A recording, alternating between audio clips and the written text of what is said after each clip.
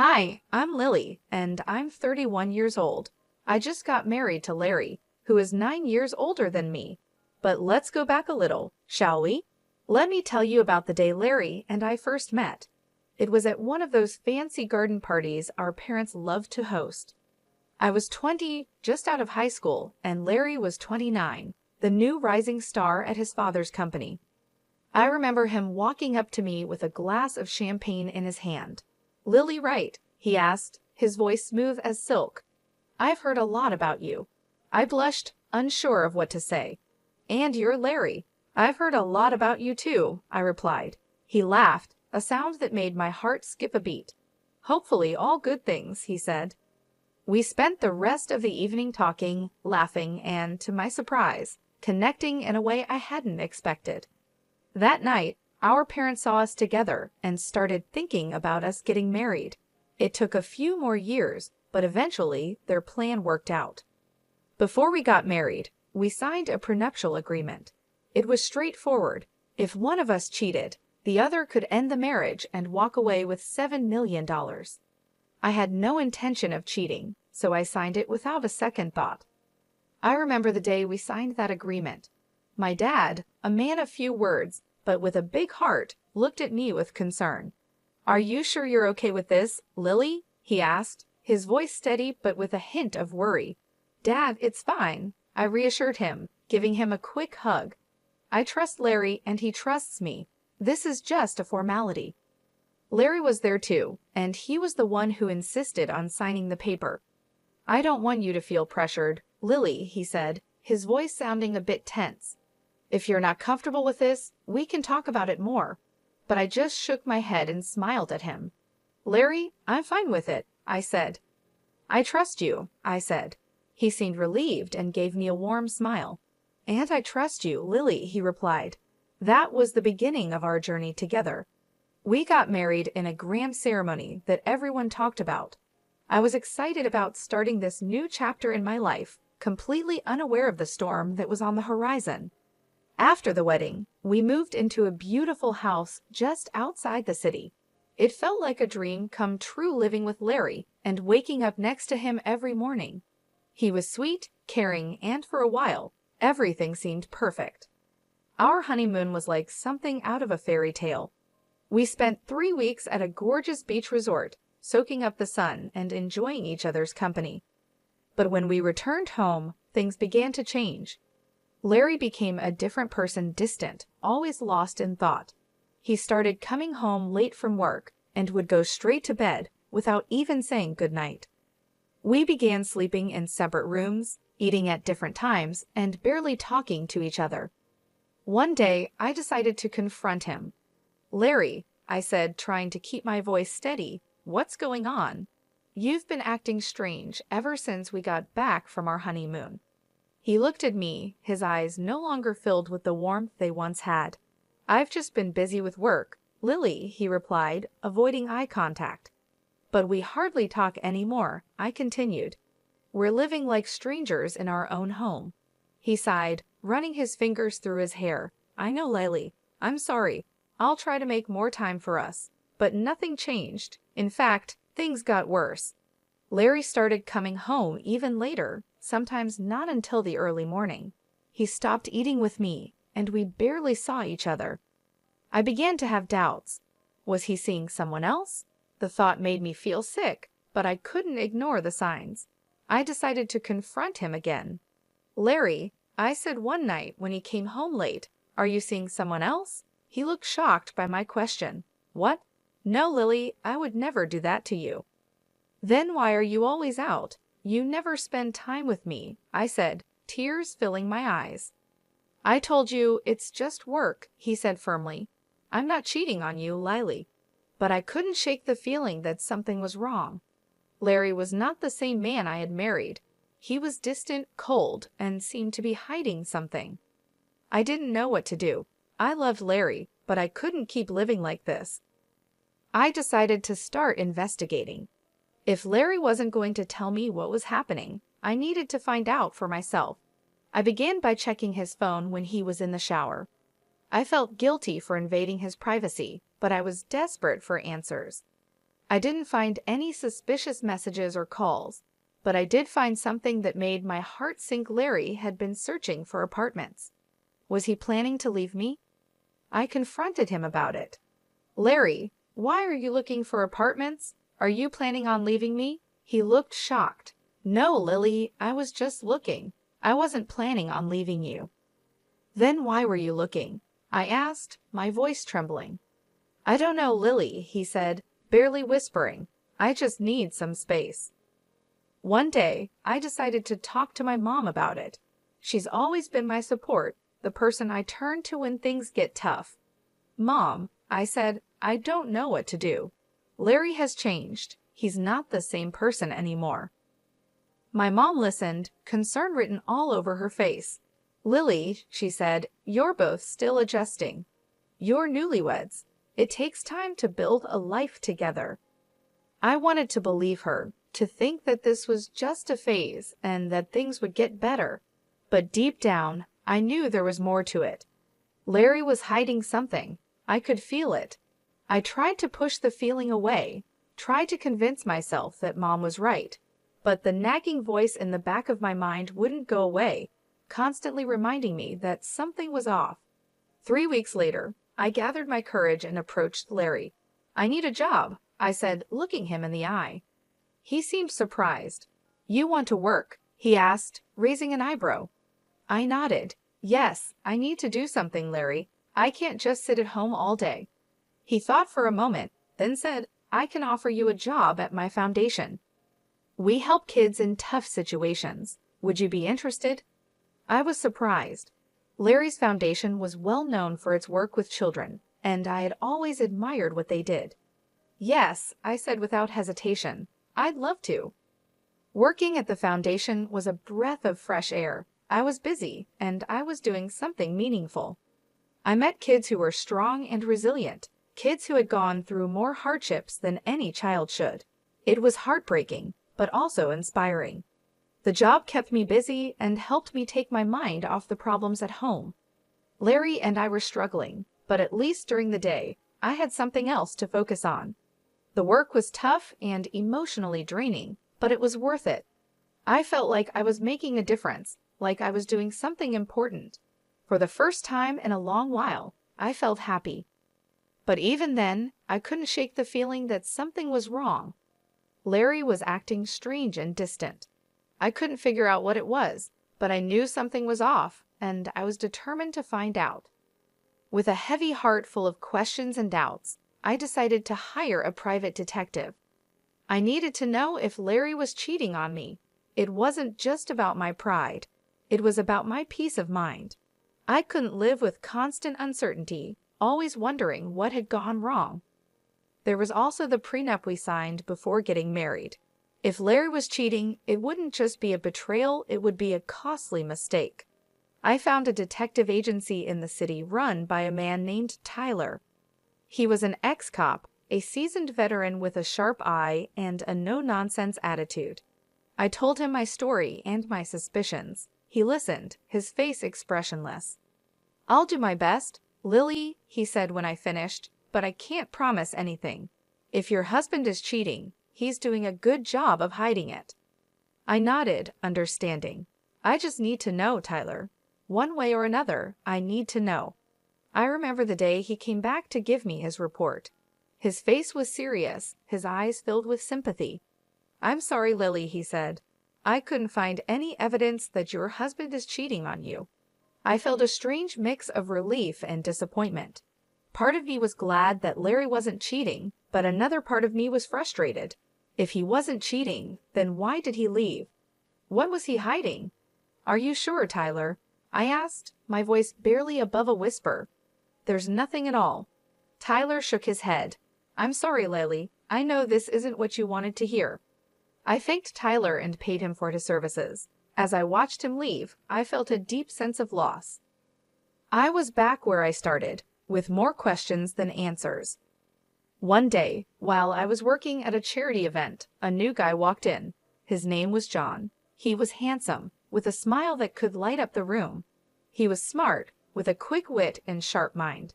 He was funny, with a sense of humor that made everyone laugh. He looked like a famous actor, with his chiseled features and striking good looks. In short, he was my ideal man. But despite being drawn to John, I couldn't shake off a feeling of unease. His arrival seemed too perfect, too convenient. I couldn't help but think about Larry and our prenup. If I was caught cheating, I'd have to pay a huge sum of $7 million. Could John be a trap set by Larry to catch me? I decided to hire Tyler, the private detective I had used before. I asked him to investigate John and see if he had any connections to Larry. Tyler agreed to take the case and started digging into John's past and connections. He followed him, watched his movements and interactions. Tyler was thorough, leaving no stone unturned. In the meantime, I tried to keep my distance from John. It was hard, especially since he was so charming and attractive, but I had to be careful. I couldn't afford to fall into a trap, not when so much was at stake. One day, John asked me out for coffee. I was torn. Part of me wanted to say yes, to get to know him better. But another part of me was scared, worried about what Tyler might find. "I'd love to, John," I said, trying to keep my voice steady, "but I'm really busy right now. Maybe some other time." John seemed disappointed but didn't push. "Sure, Lily," he said, his smile fading a bit. "Some other time." I felt a pang of guilt. What if I was wrong? What if John was just a nice guy, and I was letting my suspicions ruin something good? But I couldn't take the risk, not until I knew for sure. 5 days later, Tyler came to give me his report. His face was serious, his eyes hard. "I'm sorry, Lily," he said, "but your suspicions were right. John is working for your husband." I felt a rush of emotions, anger at Larry for trying to trap me, relief that I hadn't fallen for it, and sadness that John wasn't who I thought he was. But above all, I felt a sense of vindication. I wasn't imagining things, my suspicions were real. "Thank you, Tyler," I said, my voice catching with emotion. "You've done a great job." As I watched Tyler leave, I felt a strange sense of closure.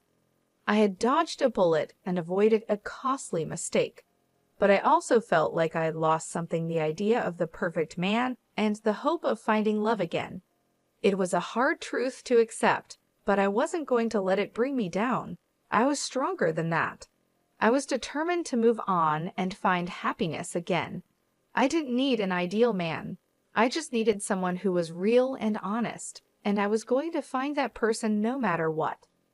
Instead of sending John packing right then, I decided to take a different approach. I chose to play along and befriend him, all while keeping my behavior above board, so Larry would have no reason to accuse me of anything. John, however, took my friendliness as a sign of something more. He started to relax, thinking he had me fooled. The irony was that he was the one being played, but I didn't let him in on the secret. I couldn't risk him running back to Larry, so I kept up the act and maintained a friendly facade. One day, I decided to take things up a notch. I asked John to join me for lunch, making it sound like a casual discussion about charity work. He agreed, with a smug smile on his face, thinking he was making progress. We found a quiet spot in the cafe. "So, John," I began, "how are you finding the charity work?" He shrugged, a confident look in his eyes. "It's good, different but good." "And Larry?" I asked, trying to keep my voice steady. "What do you think of him?" John looked surprised. "Larry? He's okay, I guess. Why?" I shrugged, trying to appear casual. "Just curious. He's a bit of a mystery, isn't he?" John laughed, clearly relieved. "Yeah, he can be hard to figure out." We continued chatting about work and life, and I made sure to keep my tone neutral, not giving him any reason to be suspicious. In the days that followed, I continued to play along, keeping up the friendly act but never crossing the line. I was always on guard, always careful. It was a risky game, but one I was willing to play for now. One day during one of our lunch meetings, John looked at me with a serious expression. "You know, I've been thinking," John said. I raised an eyebrow, feeling a chill run down my spine. About what? I asked. He shrugged, looking uncomfortable. About us, about this thing between us. My heart skipped a beat. This was the moment I had been dreading. I forced a smile. And what is it that we have, John? He looked at me with a hopeful expression. I think we have something special.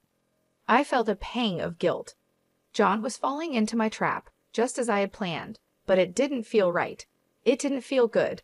Still, I had to keep up the act, had to keep playing the game. So I smiled at John, a fake smile plastered on my face.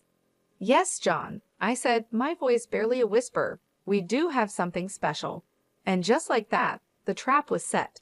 The game was on, but at what cost? The Cold War at home with Larry was as icy as ever. We'd occasionally run into each other, exchange chilly greetings, and then retreat to our separate corners. Most nights, he stayed at his apartment, claiming it was more convenient for his work. One Friday afternoon, I called John. I laced my voice with warmth as fake as his documents, inviting him over to my place. He probably thought I was finally ready to give in to his advances. Poor guy, he couldn't have been more wrong. When John stepped into my home, he was greeted not by a seductive housewife, but by my old classmate, now a stern-faced police officer. The surprise on John's face was worth every bit of it. The officer checked John's papers, and as expected, they were as fake as a $5 bill. Now it was my turn to make a move. I offered John a choice. He could either stick with Larry and face the consequences of his fake documents, or he could switch sides and work for me. John's eyes darted between me and the officer, and after a moment of silence, he nodded. He agreed to my deal. Checkmate, Larry. With that, the real game began. I had Larry's pawn now playing on my side, but I knew this was just the beginning. Larry was a crafty man. He wouldn't go down without a fight. In the days that followed, I kept a close watch on John. Despite his agreement, I knew I couldn't fully trust him. He was a wild card, a potential threat, but for the time being, he was a useful one. One day, I called John to my office. "We need to talk," I said, my tone serious. He looked at me, a hint of unease in his eyes.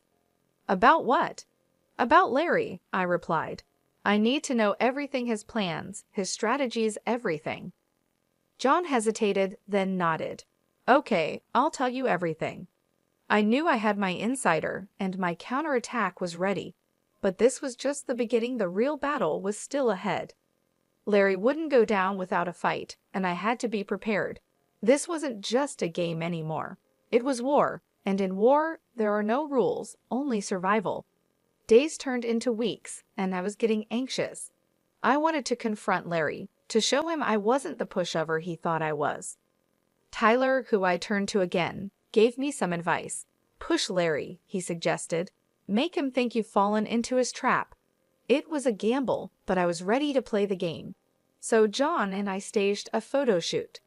We posed in ways that could be seen as compromising, like proof of an affair, but we were careful. We kept the original photos, where everything was as innocent as a Friday school picnic. Once the photos were ready, I handed them to John. "Give these to Larry," I said, passing him the envelope. "Let him draw his own conclusions." John looked at me, concern on his face. "Are you sure about this?" he asked. "Once you start this, there's no going back." "I know," I replied, my voice firm, "and I'm ready." The very next day, Larry was all smiles at dinner. He thought he'd caught me, that he had the upper hand, but he didn't say a word about it. I wasn't worried. I knew what was coming, and I was ready. Meanwhile, Tyler was on the case, digging up dirt on Larry and finding all the evidence we needed. He was good at his job, and I trusted him. Finally, Tyler called me. "Larry's relaxed and has let his guard down," he said, his voice full of satisfaction. "I've got him. I've got all the proof photos, videos, everything." I felt a surge of excitement. "Good," I said, a smile spreading across my face. "Let's bring him down." But I didn't confront Larry, not yet. I wanted him to think he was winning. I wanted to see the look on his face when he realized he'd been played. So I waited. I played the part of the dutiful wife, biding my time until Larry made his move. I knew what was coming, and I was ready. The clock was ticking towards the family dinner. I knew this was it, the showdown. Strangely, I felt calm. I was ready. The dinner was at Larry's parents' luxury mansion, a huge estate that screamed old money. Larry was there, of course, playing the role of the perfect son and husband. But I knew the truth, and soon everyone else would too. We were halfway through the main course when Larry cleared his throat and stood up, a smug smile on his face. "I have something to say," he announced, looking straight at me. He pulled out a set of photos of me with John and tossed them on the table like he was holding a winning hand. "Proof," he said, his voice full of triumph, "of my wife's infidelity." The room went silent. I could feel everyone's eyes on me, but I didn't flinch. I was ready for this. I calmly stood up and met Larry's gaze. "Yes," I said, my voice steady. "I know this man, but he's not my lover. He's an actor hired by you, Larry, to frame me." I pulled out my phone and pressed play. The room filled with John's voice, confessing everything. Larry's smile faded, and his eyes widened in shock, but I wasn't done. I pulled out my own set of photos and videos evidence of Larry's affairs. I tossed them on the table. "What about these, Larry?" I asked, my voice cold. "Can you explain them?" Larry stammered, trying to deny it, but the evidence was undeniable.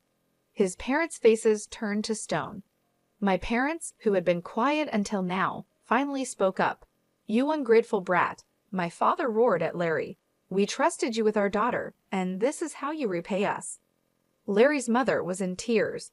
"How could you, Larry?" she sobbed. "How could you do this to us, to her?" The aftermath was swift. We divorced.